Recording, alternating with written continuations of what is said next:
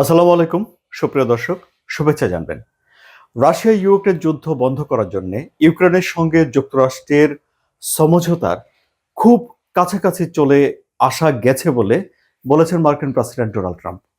আবার ধরুন, নিরাপত্তার বিষয়ে শতভাগ একমত হয়েছেন বলে জানিয়েছেন জেলেনস্কি।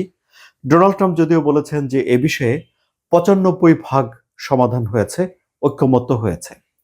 তাহলে এসব কথা শুনে খুব মনে হতে পারে যে রাশিয়া ইউক্রেন যুদ্ধ বন্ধ করার জন্য বোধহয় অনেক অগ্রগতি হয়ে গেছে। কিন্তু বাস্তবে সত্যিই কি এত বেশি পরিমাণে অগ্রগতি হয়েছে? আরো কিছু আশার বিষয় আছে। এই যেমন ধরুন, ডোনাল্ড ট্রাম্প আশাবাদী যে যুক্তরাষ্ট্র, ইউক্রেন এবং রাশিয়া একটা ত্রিপাক্ষিক বৈঠক হতে পারে। রাশিয়ার ক্রেমলিনের মুখপাত্র দিমিত্রি পেসকভ বলেছেন যে ডোনাল্ড ট্রাম্প এবং পুতিনের মধ্যে একটা আলোচনা সামনে হতে পারে। অর্থাৎ কূটনৈতিকভাবে ব্যাপক বৈঠক, আলাপ আলোচনা, গ্যাপগুলো দূর করে সমঝোতার পথে আসার বিষয়ে নানা রকম আশাবাদ পাওয়া যাচ্ছে। পাশাপাশি রণক্ষেত্রে রাশিয়া আক্রমণ অব্যাহত রেখেছে। ইউক্রেন সুযোগ পেলেই আক্রমণ করছে, যুদ্ধটাও চলছে।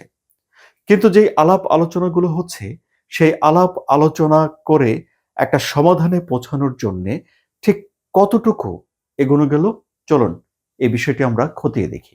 মোট কথা ৩টি বিষয়ে এখন আলাপ আলোচনাগুলো সীমাবদ্ধ রয়েছে, ঘুরপাক খাচ্ছে। নাম্বার ১, ডনবাসের ভবিষ্যৎ কি হবে? এ বিষয় নিয়ে আমরা এই কন্টেন্টে আলোচনা করব না। নাম্বার ২, জাপোরিজ্জিয়া পারমাণবিক বিদ্যুৎ কেন্দ্রের ভবিষ্যৎ কি হবে? এটি ইউক্রেনের বিদ্যুৎ কেন্দ্র, রাশিয়ার দখলে রয়েছে। এর ভবিষ্যৎ কি হবে? এটি নিয়েও আমরা এই কন্টেন্টে আলোচনা করব না। তৃতীয়ত হলো যে নিরাপত্তার বিষয়ে কি কি সিদ্ধান্ত হবে, এই বিষয়টি নিয়ে আমরা আলোচনা করব। জেলেনস্কি এই যে যৌথ সংবাদ সম্মেলনে বলেছিলেন যে নিরাপত্তার বিষয়ে একটা সমঝোতা হয়েছে, যা ডোনাল্ড ট্রাম্প বলেছেন যে ৯৫% সমাধান হয়েছে। যুক্তরাষ্ট্রের সহায়তা নিয়ে ইউরোপ নিরাপত্তা নিশ্চিত করার জন্য বড় ধরনের ভূমিকা রাখবে। সেই নিরাপত্তার নিশ্চয়তার ব্যাপারে কতটুকু কি হলো, এটি আমরা প্রথমে আলোচনা করব। আলোচনা যাওয়ার আগে আমরা জেনে নেই যে নিরাপত্তার বিষয়ে রাশিয়ার আপত্তির বিষয়গুলো কি কি। নাম্বার ১, আপত্তির বিষয় হলো যে রাশিয়া এটি কোনোভাবেই মেনে নেবে না যে ইউক্রেন ন্যাটোর সদস্য পদ পাবে। রাশিয়া এটাও মেনে নেবে না যে যুদ্ধ শেষ হয়ে যাওয়ার পর পুনর্গঠন করার জন্য সেখানে ন্যাটোভুক্ত দেশগুলোর সেনারা আসবে। আবার ধরুন, ইউরোপ প্যারিসে একটা সম্মেলন করবে। সে সম্মেলনটা ঠিক ইউরোপ না, সে সম্মেলনটা হলো ইউক্রেনকে সহযোগিতা করতে চায় এমন দেশগুলোর জোট, ইচ্ছুকদের দল বা কোয়ালিশন অফ উইলিংসের দেশগুলো। এখানে ৩০টি দেশ আছে, তারা আলোচনা করবে এবং এই আলোচনায় বাস্তব ভিত্তিক আলোচনা হবে। কে কতটুকু অবদান রাখতে পারবে, কি ধরনের অবদান রাখতে পারবে, এ বিষয়ে আলাপ আলোচনা হবে। এবং এই বিষয়টি জানিয়েছেন ফ্রান্সের প্রেসিডেন্ট ইমানুয়েল ম্যাক্রন।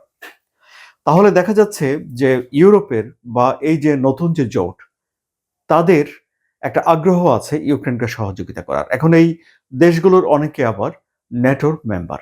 কাজে এই দেশগুলো যদি সেনা পাঠায়, রাশিয়া তা মেনে নেবে কিনা, এটা একটা বড় প্রশ্ন হয়ে এখন দেখা দিয়েছে। এরপর ধরুন, জেলেনস্কি বলছেন যে তিনি যুক্তরাষ্ট্রের কাছ থেকে ১৫ বছরের জন্য নিরাপত্তার নিশ্চয়তা পেয়েছেন। অর্থাৎ এই যুদ্ধ শেষ হয়ে যাওয়ার পর যে চুক্তিটা হবে, সেই চুক্তির আওতায় সেই দিন থেকে ১৫ বছর পর্যন্ত রাশিয়া যদি ফের আক্রমণ করে ইউক্রেনে, তাহলে যুক্তরাষ্ট্র ইউক্রেনের নিরাপত্তা বিধান করবে। জেলেনস্কি কি ধরনের নিরাপত্তা চান? সেটা ন্যাটোর মতো নিরাপত্তা চান। ন্যাটোর যেমন ৫ ধারায় বলা আছে যে একটা দেশ আক্রান্ত হলে অন্য দেশগুলো সম্মিলিতভাবে প্রতিরোধ করবে।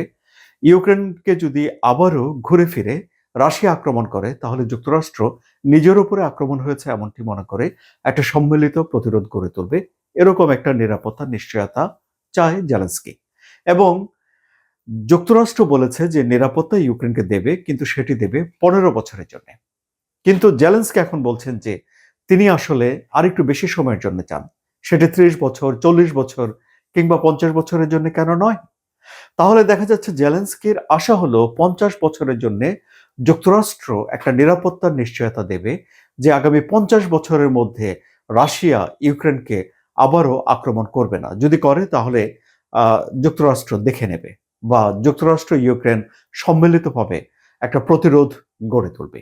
এই হলো গিয়ে জেলেনস্কির চাওয়া। কিন্তু যুক্তরাষ্ট্র তো 50 বছরের নিরাপত্তার বিষয়ে কোনো কিছু বলেনি।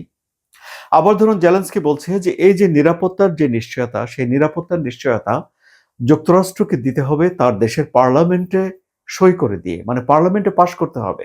দেশ হিসেবে যুক্তরাষ্ট্র এই নিরাপত্তার নিশ্চয়তা দিবে, প্রেসিডেন্ট হিসাবে ডোনাল্ড ট্রাম্প দিচ্ছেন না। অর্থাৎ প্রেসিডেন্ট যেই থাকুন না কেন ইউক্রেনকে এই নিরাপত্তা দিতে হবে, এরকম একটা আইন পাশ করে এই নিরাপত্তা নিশ্চিত করতে হবে। এখন শুধুমাত্র যে যুক্তরাষ্ট্রের কাছ থেকে এই ধরনের নিশ্চয়তা জেলেনস্কি চান তা নয়, যারাই নিরাপত্তা দিতে যাবে তাদের কাছে তিনি এই ধরনের একটা বোঝাপড়া, একটা চুক্তি, একটা আইন, একটা লেখাজোখা একটা তিনি চান।